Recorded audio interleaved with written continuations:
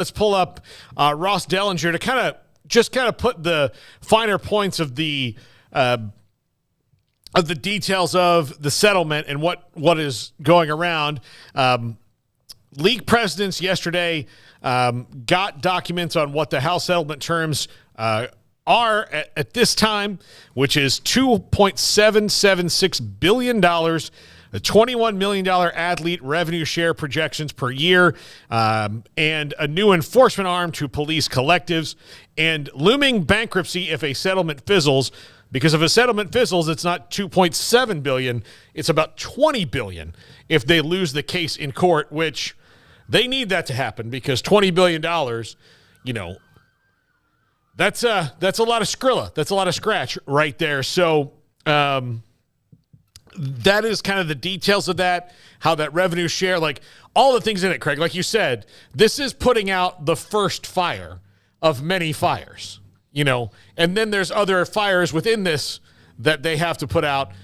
The most complicated of which I believe is the athlete revenue share projections and how you make that work. That, we heard it from Mac yesterday, that's the most confusing part.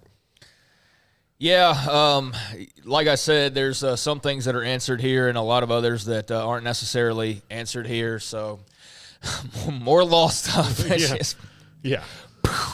I mean, it's what we've been talking about, and it's presented a certain way by Ross in some regards, as though it's going to, be the thing that kicks this across the line, and that it's already pretty much over the line is gonna happen, and it's going to answer various questions for at least the time being. But as it's, I think, also documented, or perhaps it's another article I read, this is going to be still a year-by-year, basis type of a thing.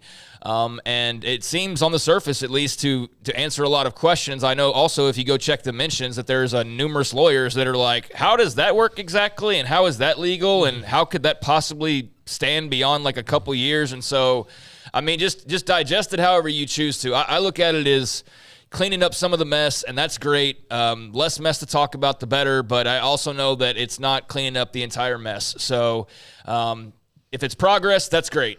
So let's see it become official and see what that looks like, and then I think go from there. But there are some compelling elements to this as far as the structure of it and how it would all work and the payouts and everything. And certainly I don't think everybody's going to be able to swallow 10 to 20, if not 20-something million dollars per year in extra cost, or I guess there's ways that comes from your revenue. And so the schools are definitely going to be making less money in some regards. That we do know, because it's going to be going to the athletes more so than ever before, even though it already has been trending in that direction, just in a more official capacity. So, yeah, I mean, it's chugging along. We've heard the scuttlebutt about it being close now for a few days, and so I assume that faced with yet another, like every 2 weeks, this is what I think is driving me crazy. Every 2 weeks, it's not only like a new legal thing, which is fine because some of that is interesting. Like the ACC stuff, I do find it interesting, although I think that's, kind of depends on where you hear it from or what accurate of a story you're getting.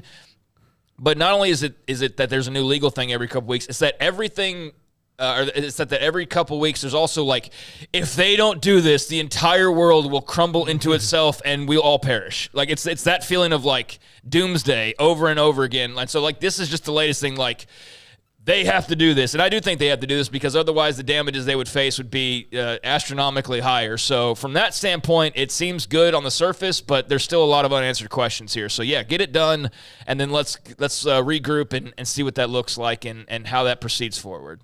Yeah, absolutely. All right. This is from Andy Staples from the ACC meetings yesterday. Wake Forest head coach Dave Clawson said that on the perception of the ACC, no matter what we think, an undefeated Florida State got left out of the playoffs. Coaches want to make sure the conference promotes football specifically to help perception, not for a 13-0 team, but for a potential at-larges. And this is what I've been banging the drum for, and a lot of people have since FSU got left out, is that like if they can leave out a 13-0 Power 5 conference team in the last year, the Power 5, from a 4-team playoff, what does that mean for the conferences that aren't the Super 2 down the line when you're talking about 12 teams and at-large bids? Like the the fix is in, so to speak. The instructions have been given to the committee about who they have to prioritize over others, and it played out this year and was given a terrible excuse for why it was done because one player was injured.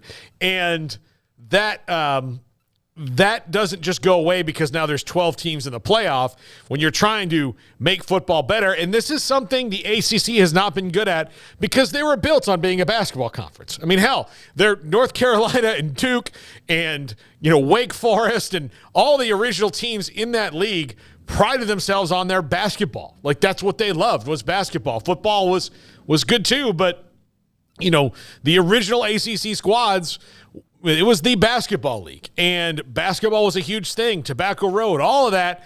And so it took them a long time to kind of get out of that. So I think they've got to, like many, they've got to change their perception, their marketing on that and pushing football as good. Now, the problem is now that you have Clemson and Florida State trying to leave, those are the two teams that have won your conference more than once in the last 30 years. So even if you're trying to push football, none of the rest of the schools are doing a really that great of a job in it. And so that's why the ACC finds themselves in a quandary in that, the teams that have won the conference the most are the ones that are trying to leave as hard as they can.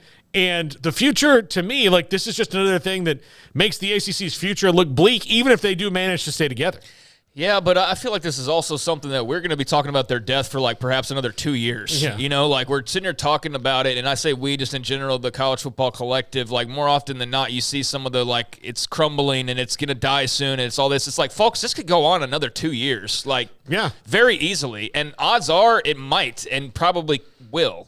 Based on what we know right now, there's always the settlement aspect of this, and that's what could end this the quickest. And if they could somehow get into a room, which is what they were ordered to do, was it not a couple weeks ago, was go to mediation. The judge told them, go to mediation, try to square this away and come to an agreement. Now, that doesn't settle every single lawsuit, but it would at least, with this house settlement, take care of some of it, right? You can't do it all in one fell swoop, but at least, take it down. It's you got a to-do list, right? Just start attacking it and breaking it down, and then eventually you make progress and you start to get to the end of it. And so I think that's, what the NCAA is having to do here. I think that's what you're wading through with some of these ACC lawsuits of which is going to pop first, the one in Carolina or the one in Florida. What direction happens quicker and what does that mean overall? But yeah, I think this is obviously an ongoing issue, and the feelings are clear. And the North Carolina thing, that wasn't the school itself saying No. We won out. That was a trustee. Like that was. Well, it's multiple trustees. It's multiple trustees, but it's very much like you said. It was like the Florida State folks that were. It wasn't as though the president of North Carolina was like, "We have to get out." It was a trustee who is a fan. Yeah, a very prominent fan, basically.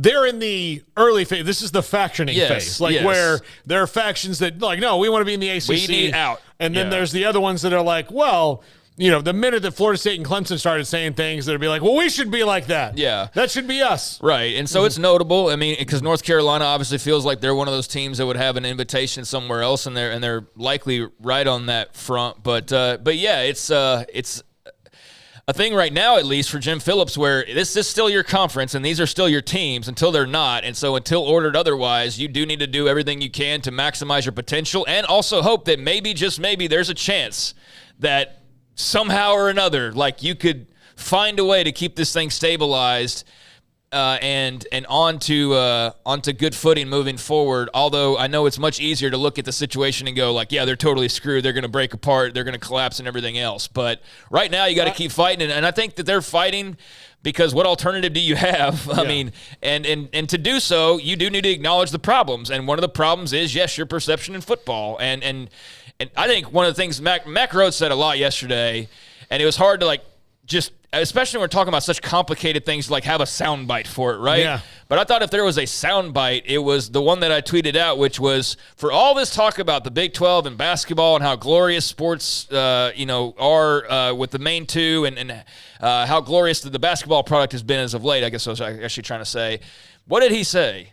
Football. We need to be good in football. We need to be good in football. That's the Big 12 talking. Like, that's the Big 12 King Basketball League, self-proclaimed, but still, that's one of the ADs in that league saying, we're really good in basketball, and basketball's great, and there's a future in basketball, but what's the number one thing we need to be as the Big 12 Conference? We need to be better in football. So, yeah, that's what the ACC needs to focus on as well. It's great to have the history. It's great to have the basketball championships that they have, but this is all ultimately boiling down to football. Like the money part of it, the prestige part of it, the access part of it, all those things boil down to football. We're not talking about the SEC the way that we do these days because they won a bunch of basketball national championships. Now, had they done that, we'd be talking about them like, oh, my God, they're great in basketball. But they would have nearly the sway they have. They have the sway they have because they did it in football. Yeah. And so football is king, and that's not changing. And I think that's just a realistic acknowledgement by everybody of what needs to change. It's like, yeah, we could go